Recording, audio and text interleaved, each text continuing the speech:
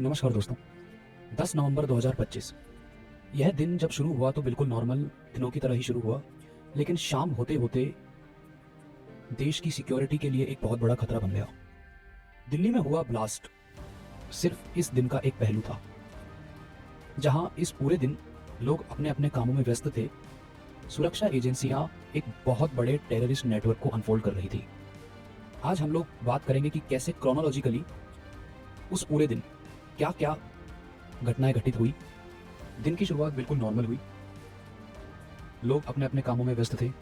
दिल्ली का AQI 375 के above था, जो कि वेरी पुअर था। प्रधानमंत्री नरेंद्र मोदी भूटान की यात्रा पे थे और देश की राष्ट्रपति अंगोला में संबोधन दे रही थी।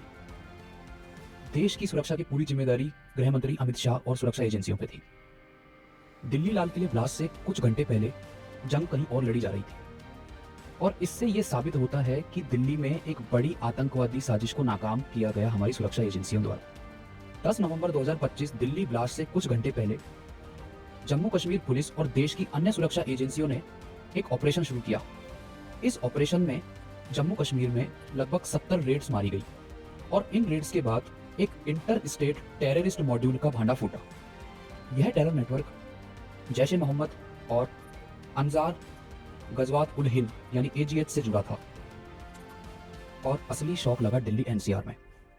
फरीदाबाद, जो दिल्ली के बिल्कुल नजदीक था, व्हाइट कॉलर टेररिज्म का एपिसेंटर बन चुका था। रेड के बाद अरेस्ट होने वाले डॉक्टर मुजम्मिल अल फलाह यूनिवर्सिटी में एक प्रोफेसर थे, जिनके पास से 300 किलो पोटेशियम नाइट्रेट, कुछ राइफल और बम बनाने का सामान बरामद हुआ। इस पूरी रेड में लगभग 2900 किलो यानी 3 टन बम बनाने का सामान और अन्य इलेक्ट्रॉनिक इक्विपमेंट्स प्राप्त हुए।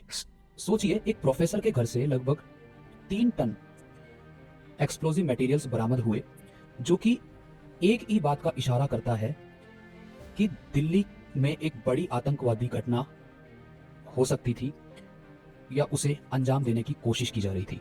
इन्वेस्टिगेटर्स का असेसमेंट यह है कि सुबह हुई रेड्स और टेरर मॉड्यूल पर एक्शन से पूरा टेरर ऑर्गेनाइजेशन हिल गया और टेररिस्टों ने पैनिक में शाम को लाल किला के पास डिटोनेट किया और फिर शाम 6:42 पर रेड फोर्ट मेट्रो स्टेशन के गेट नंबर 1 के पास वो ब्लास्ट हुआ। एक slow moving white Hyundai i20 गाड़ी में IED ब्लास्ट हुआ।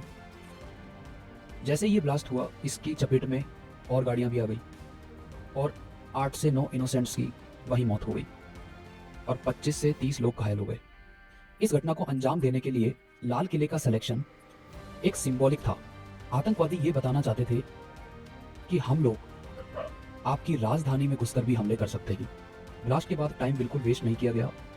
फायर फाइटर्स की गाड़ियां तुरंत मौके पर पहुंच गई। CISF ने पूरी दिल्ली अलर्ट घोषित कर दिया और सारे important points, airports, bus stand, railway stations और हेरिटेज प्लेसेस पर सिक्योरिटी टाइटन कर दी। दिल्ली पुलिस, FSL और NSG की टीमें मौके पर पहुंची और मौके का जायजा लिया। सिक्योरिटी एजेंसीज ने व्हीकल की ट्रेसिंग शुरू करी और इस व्हीकल के फर्स्ट ओनर मोहम्मद सलमान को अरेस्ट किया गया। सुरक्षा एजेंसियों ने पता लगाया कि इस व्हीकल में जिस व्यक्ति ने ब्लास्ट डिटोनेट किया था, वो जम्मू कश्मीर का रहने वाला डॉक्टर मोहम्मद था। रात को 9:46 पर देश के प्रधानमंत्री ने भूटान से देश को संबोधित किया और बोला कि जो लोग इस हमले के पीछे साजिश कर रहे हैं, उन्हें बख्शा नहीं जाएगा। अमित शाह जी स्पॉट पर गए और सिचुएशन का जायजा लिया। दिल्ली पुलिस ने UAPA के तहत मामले को दर्ज किया और इस केस को देश की टॉप ऑर्गेनाइजेशन NIA को ट्रांसफर कर दिया गया। दोस्तों, 10 नवंबर 2025 की कहानी एक ट्रेजेडी और एक मैसिव सक्सेस की कहानी है, जहां एक तरफ दिल्ली ब्लास्ट में हमने 8 से 9 लोगों को खो दिया, वहीं दूसरी तरफ हमारी सिक्योरिटी एजेंसीज ने एक मैसिव सक्सेस हासिल करी। अगर जम्मू एंड कश्मीर पुलिस और सिक्योरिटी एजेंसियों ने क्रैकडाउन नहीं किया होता और 3 टन से ज़्यादा एक्सप्लोजिव नहीं पकड़ा होता, तो यह एक सिंगल ब्लास्ट नहीं होता, बल्कि कॉन्जिक्यूटिव ब्लास्ट्स की शुरुआत होती। यह दिन हमारी सिक्योरिटी एजेंसीज की कैपेबिलिटी को दर्शाता है। दोस्तों, आपको यह एनालिसिस कैसा लगा? कमेंट बॉक्स में जरूर बताएं। जय हिंद, वंदे मातरम।